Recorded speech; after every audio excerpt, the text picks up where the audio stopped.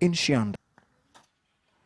ANC party leader Musalia Mudavadi has called on Kenyans to remain united and focused in the fight against corruption and to shun tribalism.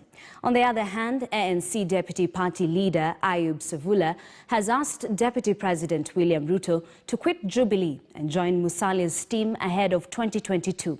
The leaders spoke in Nandi County. Mheshimiwa Musalia Mudavadi, naomba mheshimiwa atengeneze bedroom ya Wakalenjin.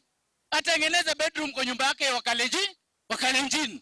Wangapi Wakalenjin wanakubali Musalia atengeneze bedroom yake yenu? Kwa sababu dalili vile inaonekana nyinyi mnaelekea upinzani kidogo. Kiona Ruto is between a rock and a hard place, please give the community a clear direction.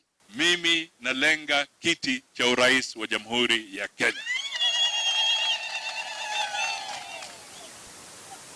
Kwa hivyo mikakati zetu zote na mipangilio na nini tunajua tunalenga kule.